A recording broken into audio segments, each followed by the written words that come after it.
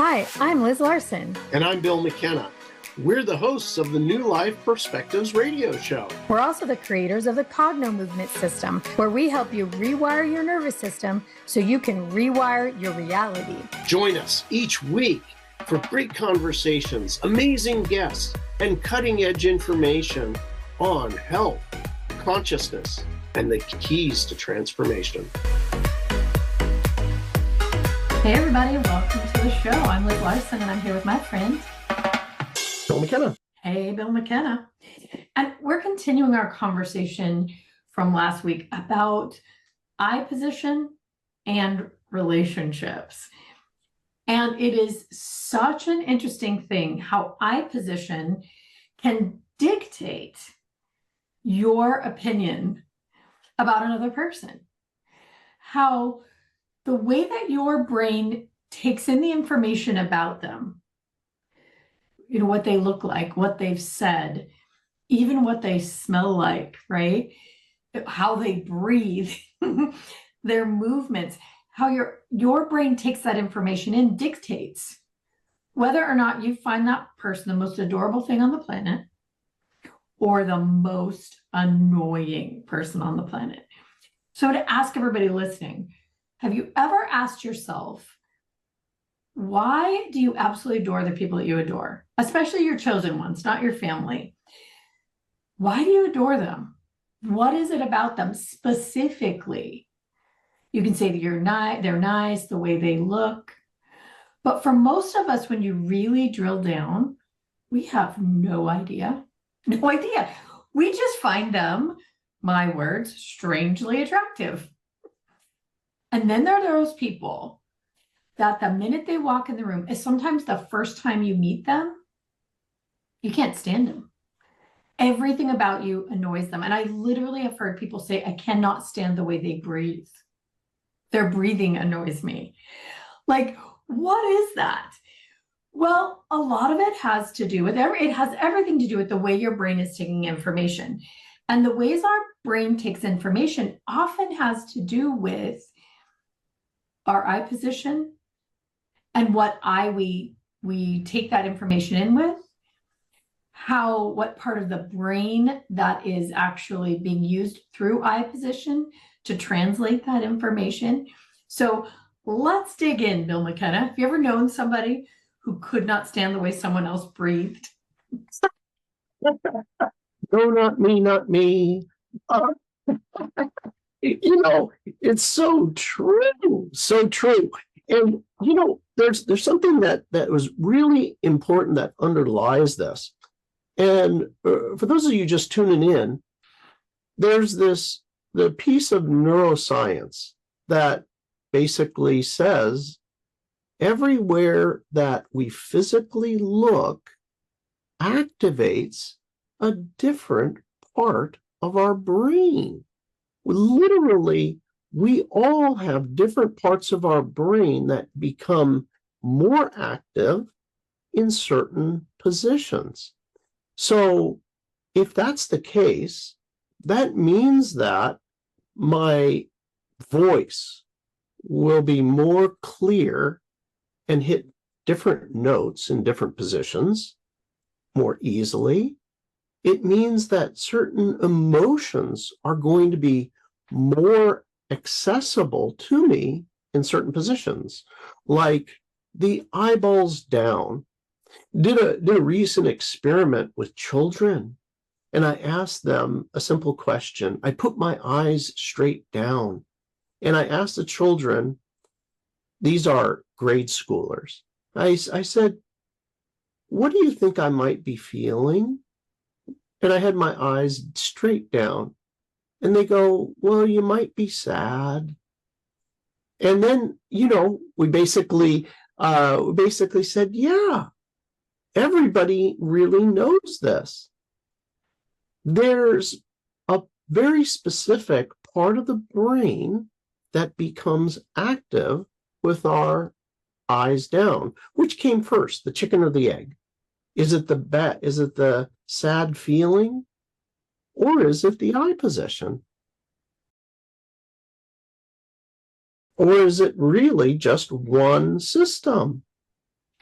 It really is interesting, like how we perceive things in general. Do we like them? Do we not like them? Has everything to do with what hemisphere of the brain is active when we encounter it. You know, if you think about this, like if you're in a right brain, creative, interested, soft brain state, and you meet a person, that person then is sort of locked into that position in your brain. Oh, I met them and everything felt amazing. So your brain will take in the information in that position, right?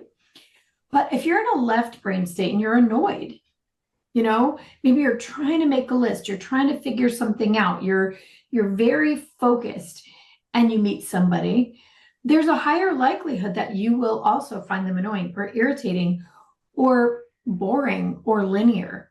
You just won't find yourself very interested in them unless they fit that mode.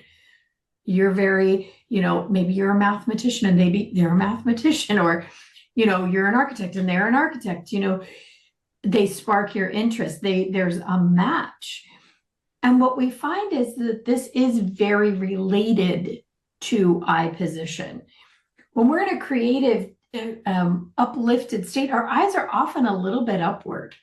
They're often, higher than the nose somehow, Think about people dancing a lot of times. You see them with their eyes up, and their hands are up and they're jigging and moving, But somebody who's really focused, their head might be down and they might be looking down, looking towards whatever they're working on.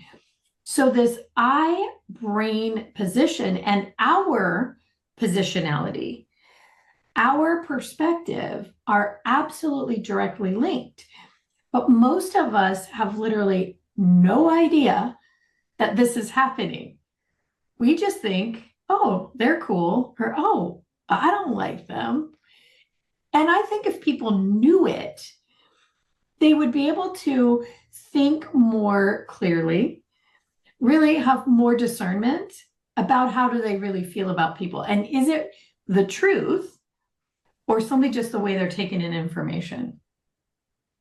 Well, that's so interesting. I love the way that you put that.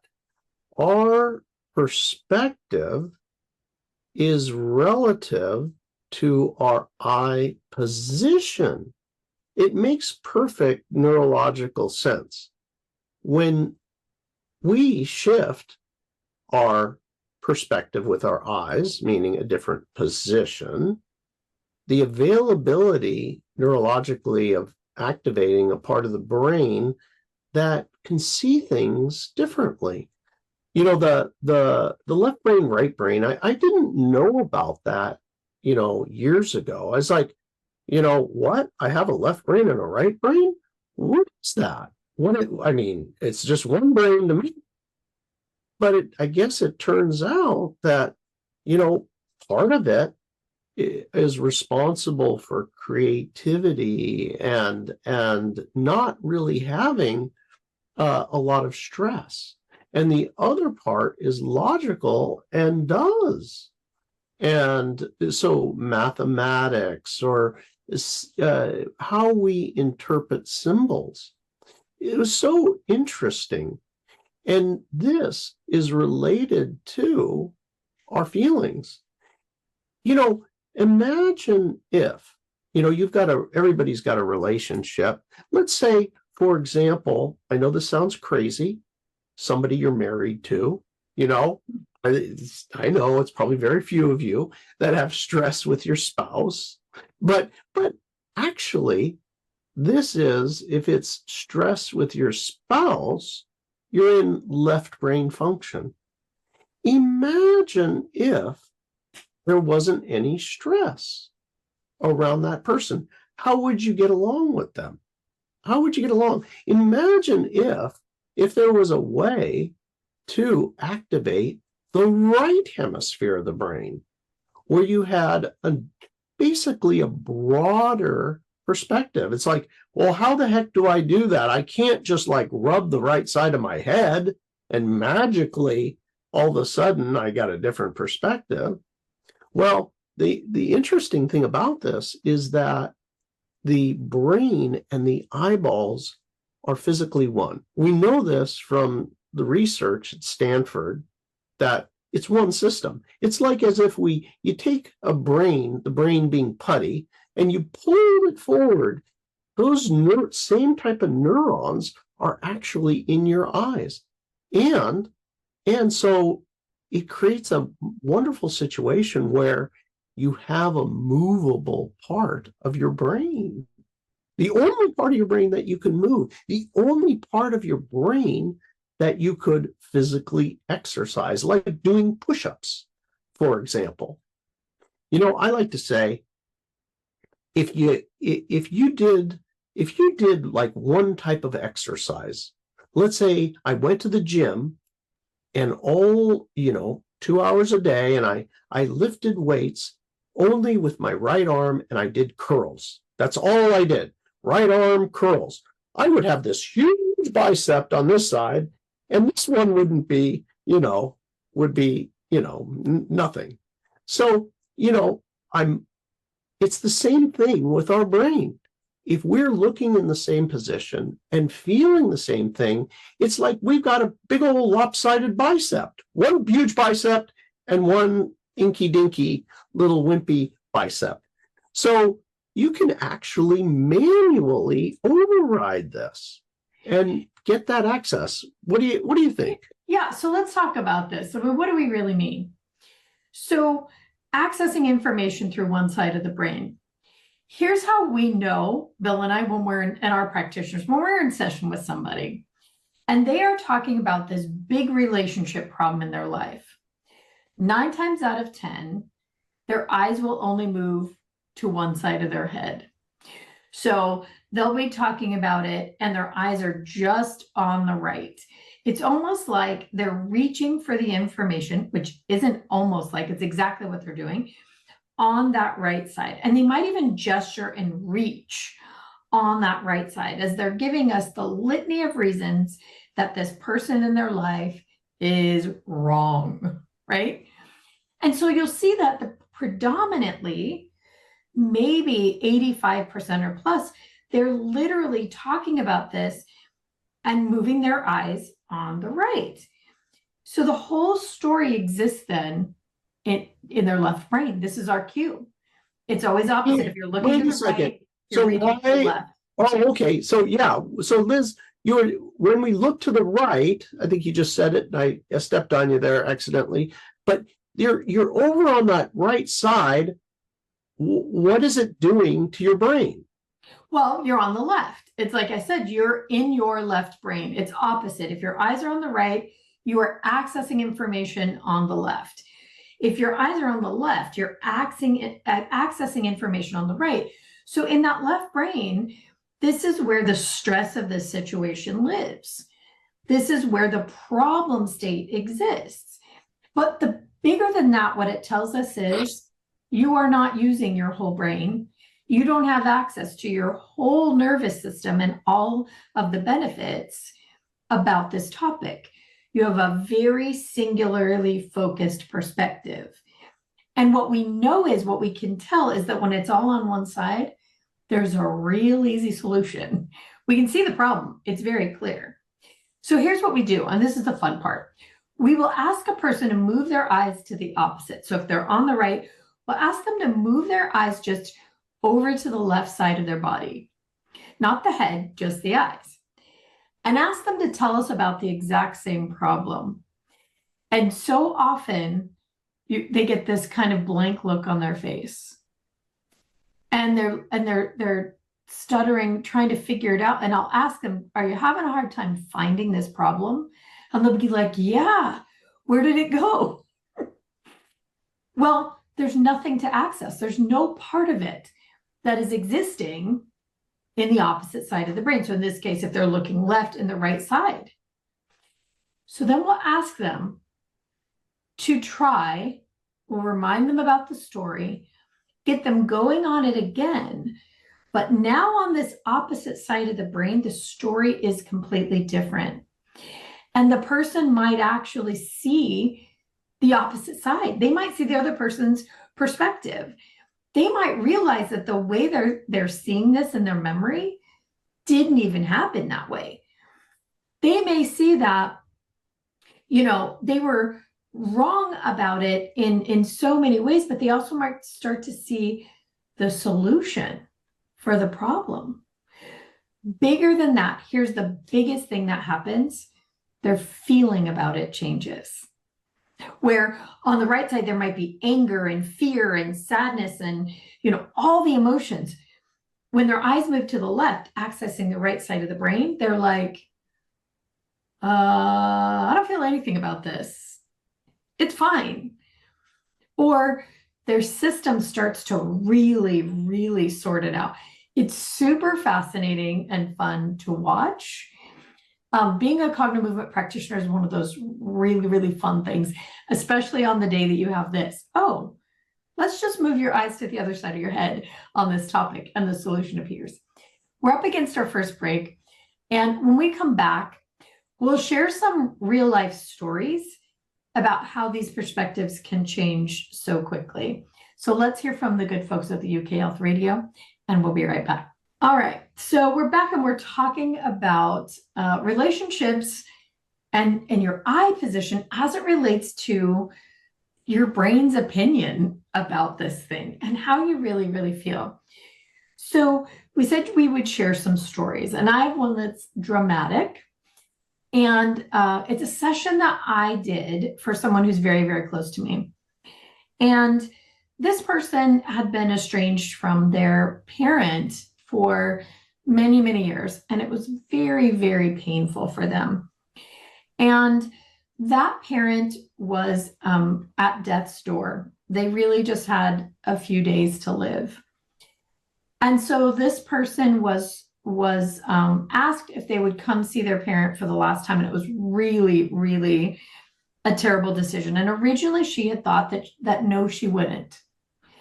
That her problem with this parent had been so egregious that she wouldn't even see them on their deathbed. So there's someone who uses Cognomovement on a regular basis. And so they asked me, would you help me do a session about this? So that if I do decide to go, I can actually talk to them about the things I want to talk about rather than all the things I'm angry about. Okay, so this is the setup. So we do the session and realize with her, it's all on one side. It's all being handled with her eyes on the right and the problem in the left. Anger and fear and sadness and a lifetime of real legitimate issues, right? So we moved her in Cognomovement's patented pattern to help her move the emotions through the nervous system. We did that also.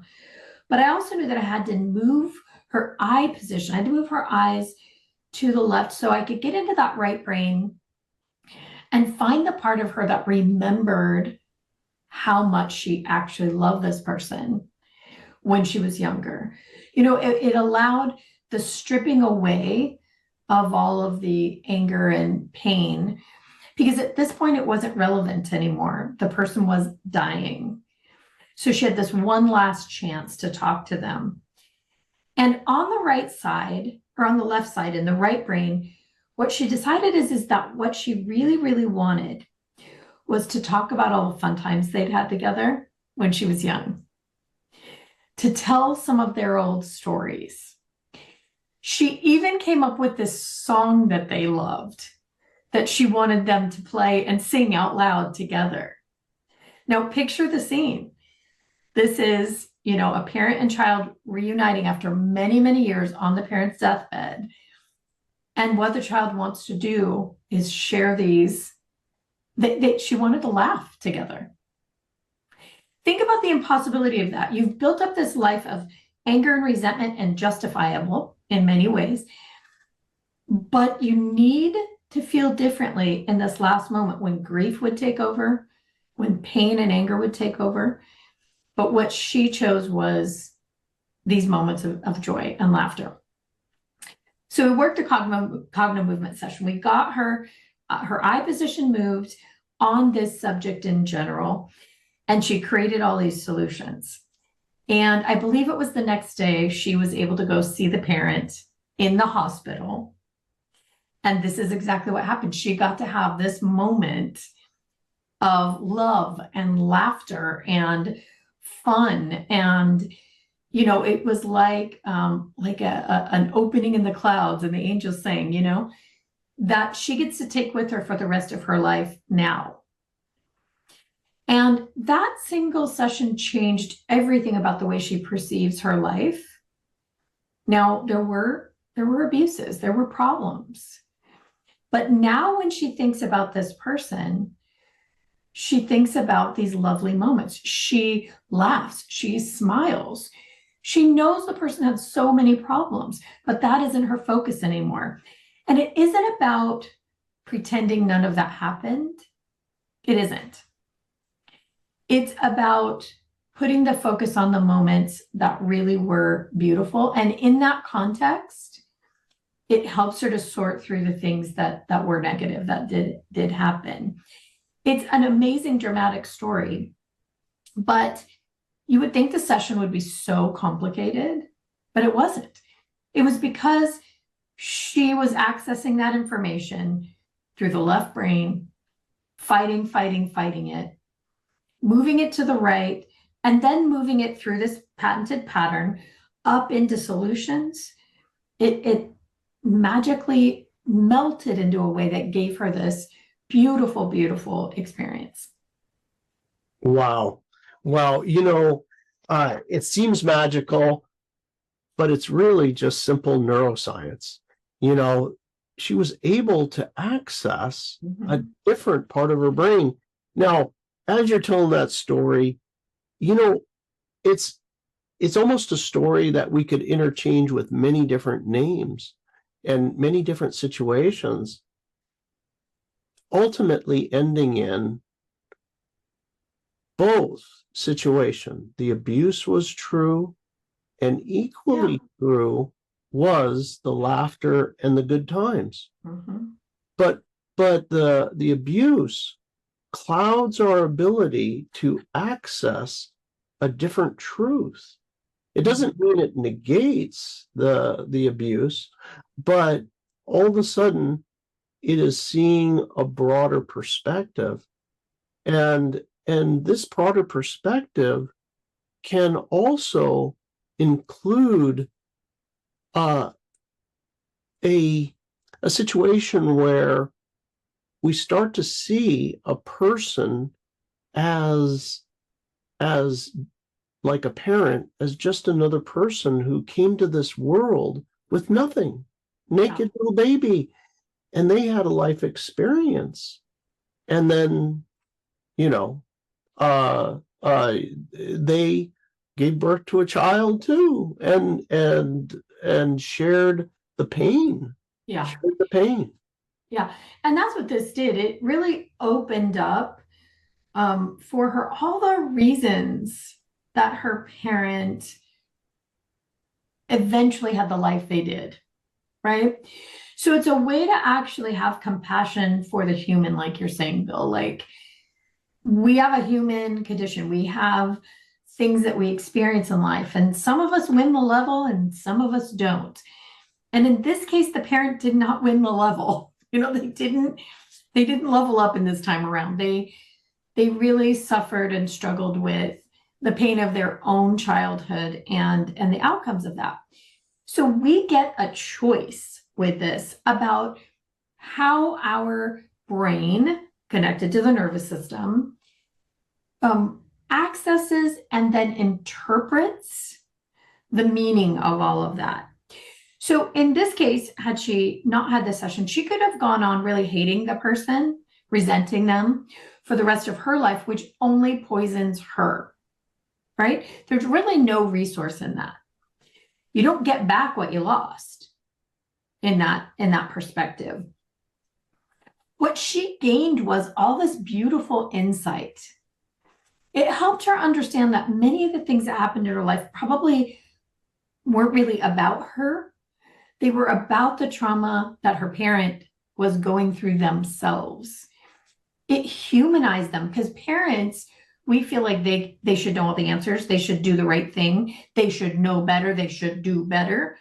But they're actually just a person with all of their own problems. And there really is no manual for raising kids. So as the kid, you feel like it's all about you. And they did it on purpose to make your life miserable. Most of the time, it really is about the parent who's just trying to navigate their own problems. So for this person, it gave them that perspective. It gave them the compassion, and it gave them a new context in which to see how their life was formed. Now that she knows that, she can use that information to change her own life, to not continue certain patterns, right? Mm-hmm. To not be angry all the time, to have love and compassion in a new way. She's actually been able to help other family members with this perspective as well. It's super, super generative. And in the end, it's all about moving the eyes to get them to find that other perspective. And we all have it.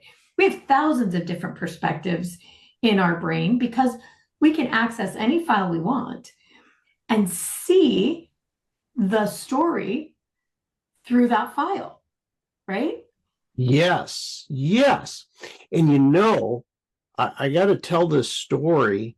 I had the very good fortune of working with a mother and a daughter. And I worked with them independently. And it both turned out that they both had a similar life pattern, you know what, I'm not worthy, or I'm not good enough, that sort of thing. And I feel like people are not seeing me, as worthy, and they put me down and that sort of thing. But here was the cool thing.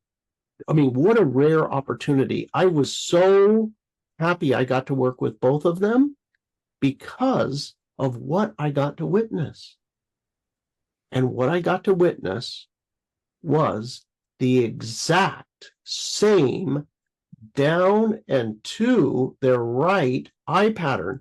They both would tell the story of, independently. They're not in the same room, right? I took one day and another one the other day, and they both would go, up, they would go up and to the left, and then the big long story would be down and to the right with the eyes. And they're like, blah, blah, blah, blah, blah, blah. And the story was identical. The story was identical, and the eye position was identical. Tell everybody what the eye position is, down and to the right would be. It's there. You're in your emotions, only in the emotion, and left brain. Yeah. So emotional and, only how I feel about this, and in that stress, linear brain. Interesting. It was so interesting, but it's like, oh my God, these two are living the same version of hell. And so it was so interesting when one got fixed. I fixed one, and then the next day we fixed the other, and they both came to the same realizations independently. But here's the big thing, right? Is, that was mother-daughter.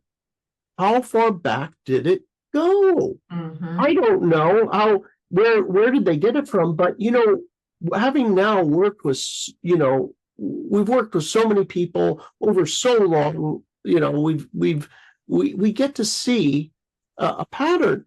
There's a correlation in between generational eye position. Notice where, your story and your parents' story kind of maybe sound the same on certain things. Well, here's one thing. We know now for sure, because of science, that our DNA holds data. They're now storing information on DNA that can hold so much more information than any inorganic material. DNA can be downloaded with, hundreds of thousands, millions of terabytes of information. So this DNA is recording information for every generation that ever existed before us. And if you think about this, we use the same gestures as our parents oftentimes. My daughter, when she was only less than a year old, she would make this funny little shoulder shrug. And it was hilarious because it was exactly like her great grandma, who she didn't spend enough time around to see it and do it. But it was just this funny little shoulder shrug, just exactly like her. We have each other's mannerisms, and it would make sense that we would genetically access information in similar ways, use our eyes to gesture, to find the information and utilize it. So it does travel through generations and families. But the great news is that it can be changed. I think that the newest news is that you really probably should consider changing it, especially if it doesn't serve you. It can be and should be changed so that future generations don't have that same issue. And what we've seen is it does appear that it changes at a genetic level, and it does appear that it changes it dramatically for people who are related to you. We have seen, we call it the Cognomovement relationship effect, where one person changes themselves. So we're talking about changing it in the whole nervous system, the way the body accesses the information. And then other people in the family are automatically changed as well. It seems like spooky action at a distance, like Einstein said, but it is this function of I'm changing the way that I send information into the world and take in information. And that changes the way that I not only see you, but the way I interact with you and the way you interact with me. Because functionally, you are a different person when that changes. You process information very differently. So that spreads throughout the people around you, and sometimes thousands of miles away. Let's take our next break and hear from the good folks at the UK Health Radio Network. And we'll come back. We'll give you guys some tools for how to test yourself to see where your eye position is and is it harming you around a certain relationship. So UK Health, take it away. Well, welcome back. Liz, you said something so important, and I don't know that really people understand how true this is. That we our trauma, our feelings actually affect another generation, and that when it's resolved inside of us, that it could possibly affect our offspring. Now, I wouldn't have believed this if you set me back, 20 years, and you said, oh, your mom resolved, her issue with, whatever eating disorder, and that all magically now the kids don't have it. Well, that sounds like somebody is wishful thinking. I believe they call it magical thinking. They do. However, I tell a story about one of our practitioners in Australia. Her name's Tia. Now, Tia has a daughter with what's called Angelman syndrome. The interesting thing about this is that Tia tells a story. Her daughter was around 10 years old or so now. And for the first 9 years of her life, every time she would go to the bathroom, number 2, she would take it out of her diaper and paint whatever, the dog, your hair, the tablecloth, the couch, the carpet, anything and everywhere. So you can imagine all day long, every day, for 9 years, how this might be for you. And it was, I can't even imagine what Tia had gone through. I couldn't have endured it. But Tia, one day, Liz Larson, the famous philosopher, she suggested that, hey, Tia, why don't you do a session for yourself on this? Because because the daughter was not able to do a cognomovement session, meaning move her eyes, like we do for these cognomovement exercises. So Tia ends up doing a session on herself, on how she felt. You can imagine how you would feel if you dealt with this all day long for 9 years. It's like, uh, so, obviously she's got some feelings about it, and she does the session. And during the session, there's a part of her vision that she can really feel it in. And it comes to her childhood, where she grew up on a farm in New Zealand and was in charge when the sheep got butchered. She was in charge of the entrails, the entrails and the poop.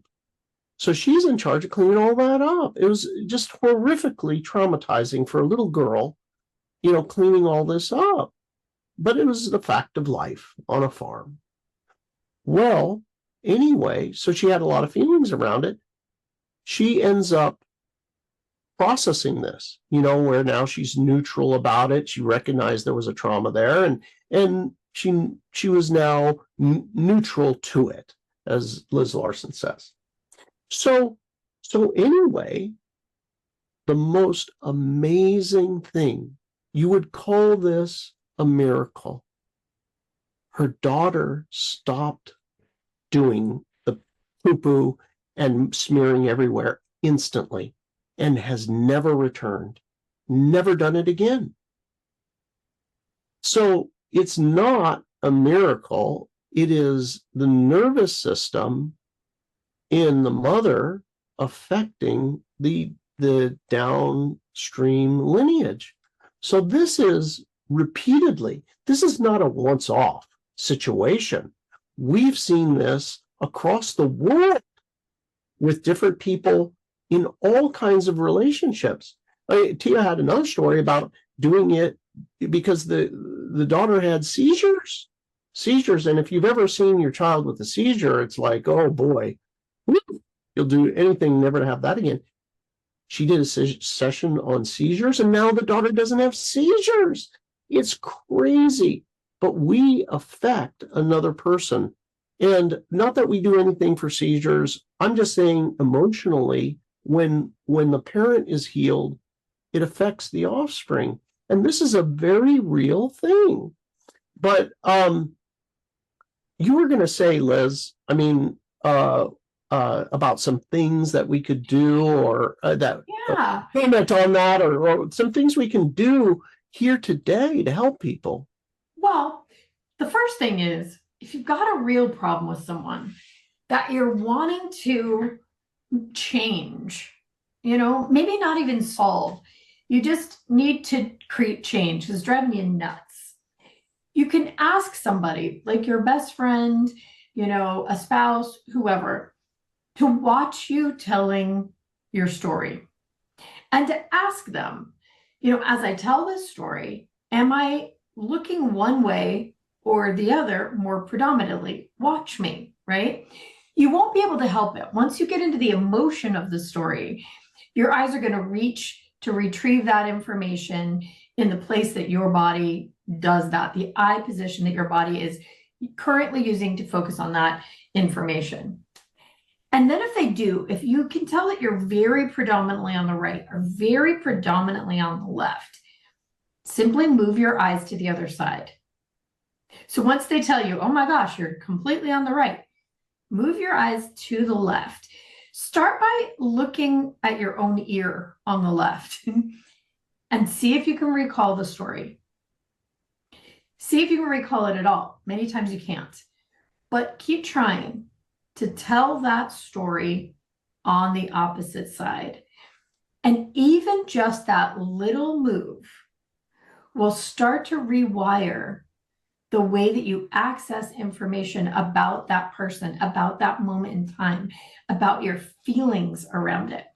Now, if you really want to go for it, move your eyes from like the baseboard on a wall, like on the opposite side. So let's say you've moved to the left side, and use the wall and move your eyes all the way up to the ceiling.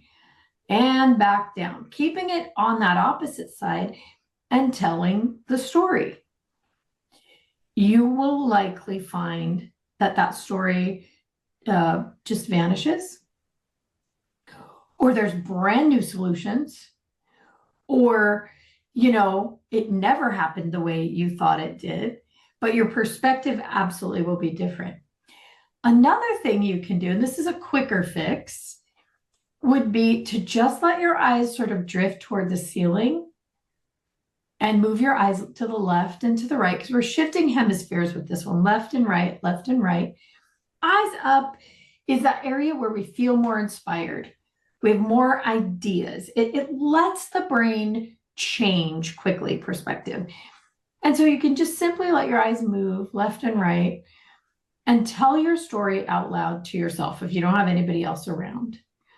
Tell it exactly like it is. Don't try to sugarcoat. Don't try to change it.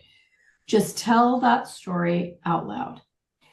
A third way that you can do it is to let your eyes move in like a big circle. So you would start at your ceiling, move down the right wall, across the floor, and up the left wall. And it's slow. You move slowly around. You're letting your eyes really stretch, and you tell your story out loud. Now you're going to get a whole lot of other perspectives. You're going to keep, do this, rotate the circle 3, 4, 5 times slowly. Just let your story come out. And you will likely find that you've moved through so many different perspectives of your own physiology's perspectives that you will see this story from a lot of different angles.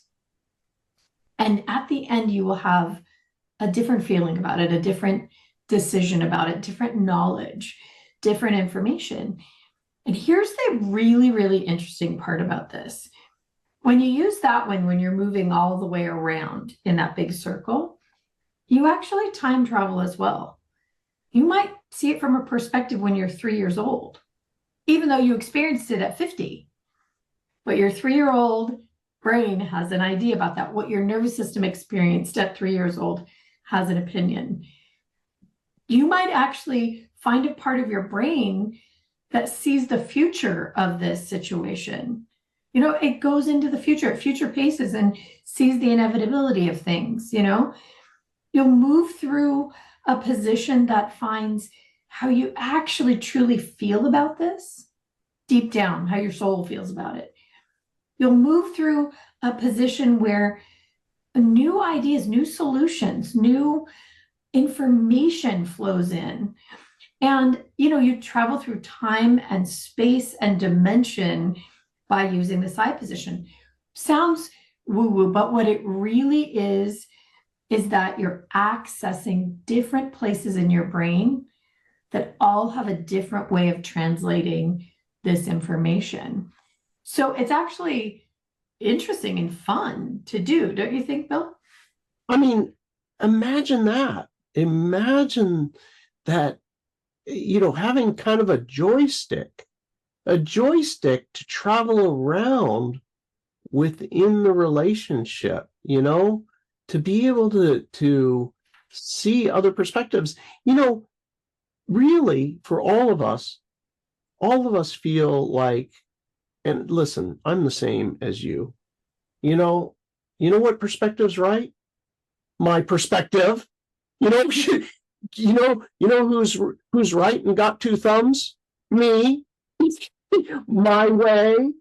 It's right, but it's true. We all do this, and there's only really one right. That it's a limited envelope of what's right, and this is actually, I hate to say it, kind of like a little bit not so smart, because all of us recognize this and we see this in somebody else. We can see the person that really thinks they're right within a relationship, and you're like, well, you're not so bright, are you? It's just that they have a narrow window of possible thinking. What this does for us opens us up to all kinds of perspectives. Think about it, everybody. The people in your life that that you like, that's a smart person. And I'm not talking about like, oh, they're really good at math, or boy, they're really good at literature. No, I'm talking about they're really whole brain people. You're like, you know what? I like talking to them. They're pretty bright. If I want to really figure something out, that's how I'm going to go to them, because they can really think. Guess what? They're just using more of their brain. They got broader perspective, so it's really a gift to ourselves. It's a gift to ourselves. Yeah. I have one more story before we have to close for today. We have this, one of our amazing practitioners, and she actually is an engineer. She works with other engineers. And there was this person that she was really struggling with and really did not like them. And so she was at the place in her practitionership where she was learning about this relationship effect. So she decided to try it on. I think she maybe did it away from work, if I remember correctly, but she did a session about them, how she felt about them, how she was experiencing them, her perspectives, their perspectives. And it really is a lot of eye position work. And she ended up changing the way she felt about them. And this person, instead of becoming like her mortal enemy, they became almost best friends at work. And she said it was immediate. The next time she ran into them, like they just clicked, they just connected. The reason I tell the story is Bill said, you have one opinion, it's mine and it's right. But which opinion of yourself? Is your opinion even yours? Or does it have to do with the brain position, the eye position that you're accessing your brain to process them through? Or is it your mother's perspective, or some other ancestor? This gives you the ability to really know, what is my opinion, and to choose it. You don't have to be a slave to that anymore. So to this end, it's February. We at Cognomovement are starting a series. It's a 5-part series. It's one class a week about every kind of relationship in your life, and helping you find your true opinions, your resourceful opinions, to change the way you feel about it and to change the way you view the world around it. I mean, that's the big thing. You change your worldview so entirely. And it moves through all of the different kinds of relationships that you might not even think about being a relationship, where your own neural patterns are getting in the way. This series will change your life. You don't even have to have problems in relationships to get massive benefit out of this, because each and every one of us has had something in our life that was a relationship issue that was uncomfortable.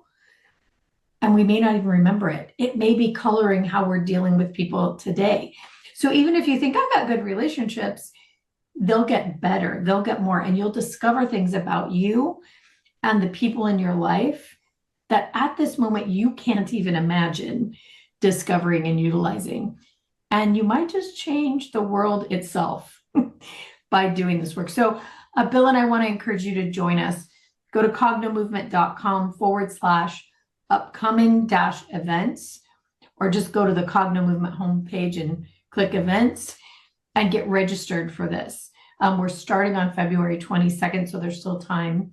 And this is something that really will make your life incredibly better. Yeah, we're really looking forward to it. All right, you guys, we're out of time for this week.